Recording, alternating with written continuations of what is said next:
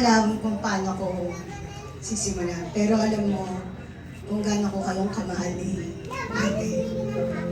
Hindi man tayo buo, pero kahit kailan, hindi niyo naramdaman na kulang kayo. Ako ang naging lakas niyo.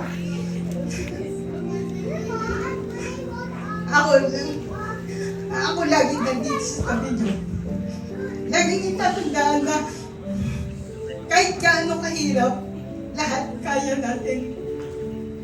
Lahat ng pangarap niyo, tuparin niyo.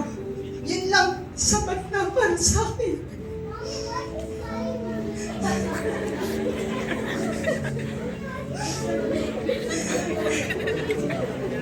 Sabi ko, di ako iyak eh. Sabi niya, magpakatatag kayo ni ate niyo. Kunti na lang. Matutupad niyo na lahat ng mga pangarap niyo. Itong wish ko hindi lang sa iyo, kundi sa inyo, para ng ate mo. Na, konting hakbang na lang makakaya niyo lahat ng ano.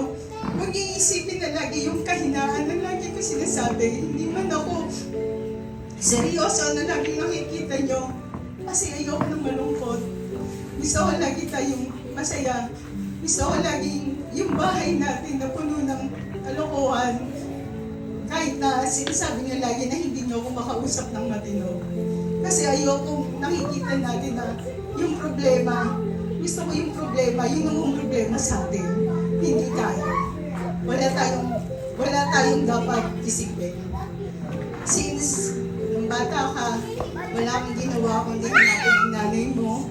Ewan ko kung anong meron ako. Gusto mo lagi kang nasa tabi ko, wala kang ibang sinasamahan, kundi tita Michelle mo lang. Ako lang. Kaya siya yung naging pangalawang nanay mo. Kaya sobrang thankful ako na nandiyan yung mga kapatid ko, nandiyan si Kuya, naging tatay mo, nandiyan si Tito J mo na tumatayong mga pangalawang mama. Lagi magtatandaan, lahat sila nandiyan sa tabi mo, lalong-lalo na ako. Kayong lakas ko ni ate, pag nararamdaman ko yung kahinaan ko, huwag kayong matatakot. Yun lang is pagsubok lang. Hindi lahat ng makikita nyo na nanghihina namin, hindi yun, joke lang yun. Diba? Ang kailangan nyo lagi, isipin nyo, kaya nyo. Kaya nyo lahat. Walang ibinibigay sa atin si Yahweh na hindi natin kakayanin. Aral ka mabuti, anak. Thankful ako, sobrang proud ako. May 2 anak ako na sobrang babait. Kahit lagi nila akong binubuli. Ako yung laging, imbis na ako yung nambubuli, pero ako yung nabubuli. 3 na lang kami, pero ako yung laging kawawa. Diba? Para kami laging siraulo sa loob ng bahay. Yun, aral kang mabuti, nak. Tsaka ang wish ko lang, magpalakas ka, nak.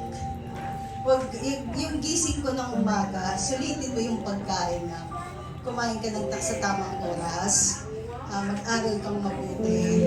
Kung yung ate mo inaawag mo sa pagkain, ikaw dinudul-dul ko sa pagkain, kumain ka ng kumain na ako.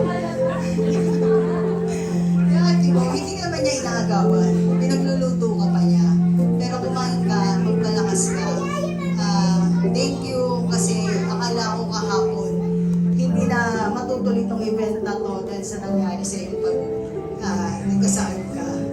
Pero malakas ka na at lagi kayong mag-pray. Love you, na. Love you, te.